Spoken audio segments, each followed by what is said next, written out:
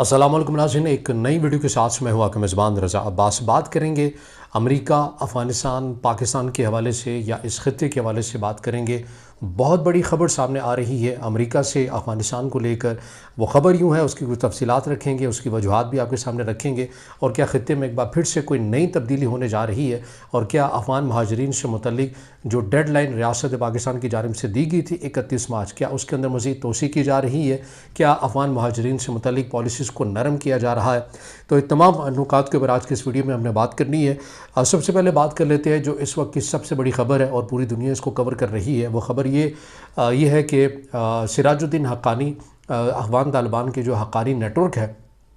ان کی قیمت، ان کی گرفتاری سے متعلق یا ان کے سر کی قیمت جو ہے آپ یہ کہہ لیں امریکہ کی جانب سے لگائی گئی تھی تقریباً 10 ملین۔ اسی طرح ان کے بھائی انس حقانی، ان کے اوپر بھی لگائی گئی تھی، اور ایک دو اور حقانی نیٹ ورک کی اہم شخصیات ہیں، ان کے اوپر بھی امریکہ کی جانب سے یہ قیمت مقرر کی گئی تھی، یا کوئی ان کی گرفتاری میں معاونت کرے یا پھر انہیں ان کے سر کی قیمت آپ یہ کہہ لیں کہ لگائی گئی تھی۔ اب اس کے اندر یہ بڑی وجہ کیوں تھی کہ افغان طالبان کے اندر جو حقانی نیٹ ورک ہے، ان کی جو سروں کی قیمت ہے، یہ ان کے گرفتاری سے متعلق جو قیمتیں ہیں، وہ اتنی بڑی مالیت میں امریکہ نے لگا رکھی تھی۔ تو اس بارے میں یہ کہا جاتا ہے کہ جب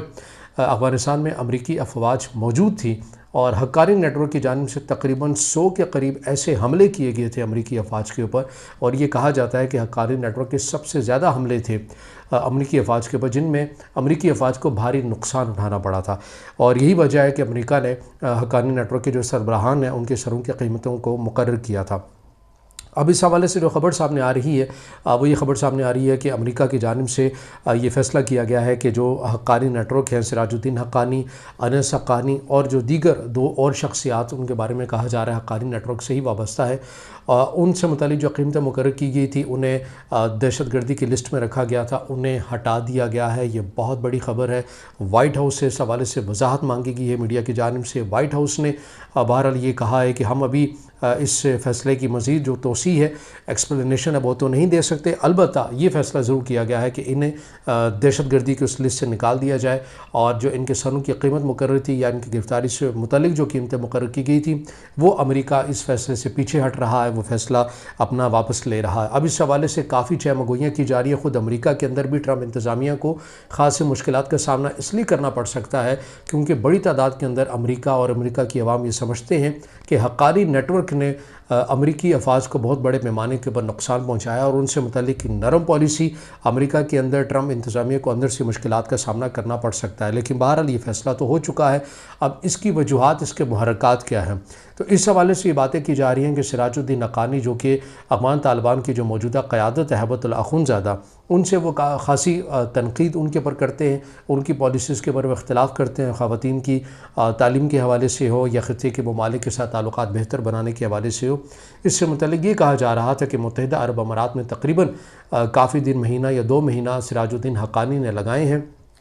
اور متحدہ عرب امارات کے ذریعے ہی امریکہ کو یہ پیغام دینے کی کوشش کی سراج الدین حقانی نے کہ وہ افغانستان میں اگر ان کے پاس کنٹرول آ جاتا ہے افغانستان کا، اور امریکہ اگر اس کے اندر ان کی معاونت کر دیتا ہے، تو وہ ایک ماڈرن پالیسیز کی بنیادیں افغانستان کے اندر رکھ سکتے ہیں، جو خطے کے ممالک کے ساتھ بھی بیلنس ہو کے چلیں گے، جو خواتین کی تعلیم کے حوالے سے بھی اس تمام معاملات کو پریورٹی کے اوپر رکھیں گے۔ اور کچھ لوگ مبصرین یہ کہتے ہوئے آپ کو نظر آ رہے ہیں، جبکہ دوسری رائے ایک یہ بھی موجود ہے کہ جو زلمے خلیل زاد کی قیادت میں امریکی وفد افغان طالبان سے ملا، اس کے اندر یہ بات شامل تھی جس میں ایک امریکی جو شہری جو 2 سال سے افغان طالبان کے گرفت میں تھا، اس سے جب رہا کیا گیا تو اس حوالے سے کہا جا رہا ہے کہ افغان طالبان نے یہ شرط رکھی تھی کہ ہم یہ قیدی آپ کو دے رہے ہیں، تو اس کے بدلے میں آپ ہمارے لوگوں سے متعلق جو پالیسیز ہے اس کو نرم کریں۔ لیکن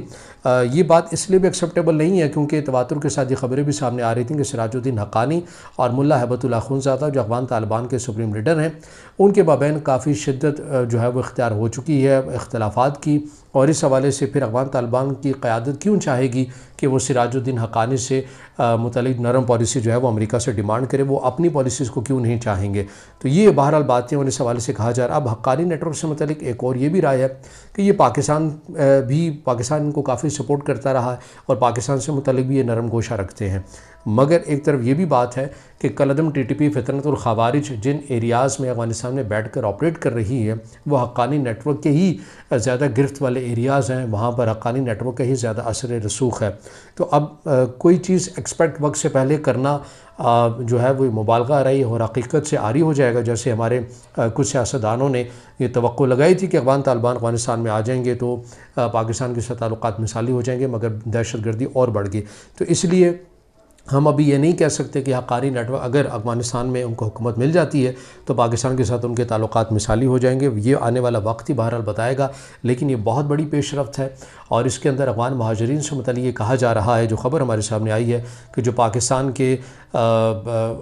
کی طرف سے نامزد کردہ شخصیت ہیں صادق خان، جو کہ افغانستان میں اس وقت موجود ہیں، مذاکرات کریں افغانستان کی حکومت کے ساتھ. افغانستان نے ایک بار پھر سے ان کے ساتھ معاملہ یہ رکھا ہے مہاجرین سے متعلق، اور کہا ہے کہ ہمیں اپنے لوگ لینے میں اعتراض نہیں ہے، لیکن آپ اس پالیسی میں ذرا نرمی کریں، ریلیکسیشن کریں، اس کی ڈیٹ کو مزید ایکسٹینڈ کریں. اب دیکھنا یہ ہے کہ صادق خان جب اپنا وزٹ مکمل کر کے افغانستان سے پاکستان آئیں گے تو وہ پاکستانی حکام کو افغانستان کا جو پیغام پہنچائیں گے اس پیغام کے اوپر عمل کیا جاتا ہے یا نہیں کیا جاتا. لیکن افغانستان کی صورتحال آپ کو بڑی تیزی کے ساتھ تبدیل ہوتی ہوئی آنے والے وقتوں میں نظر آئے گی، کیونکہ امریکہ نے ڈیمانڈ کی ہے بگرام ایئر بیس کی. ایک تو اڈا بھی مانگا ہے، دوسرا یہ کہا جا رہا ہے کہ ممکنہ طور کے اوپر افغان طالبان کی جو قیادت ہے یا جو کمان ہے وہ تبدیل بھی ہو سکتی ہے. اگر تبدیل نہیں ہوئی تو بہت حد تک ریلیکسیشن، نرمی والی جو پالیسیز ہیں افغان طالبان کو وہ کرنی پڑیں گی، کیونکہ افغان طالبان کی جانب سے باقاعدہ طور کے اوپر امریکہ سے کہا گیا ہے کہ آپ ہماری اقتصادیات میں، آپ ہماری معیشت میں ہمارے ساتھ تعاون کریں، ہماری مدد کریں.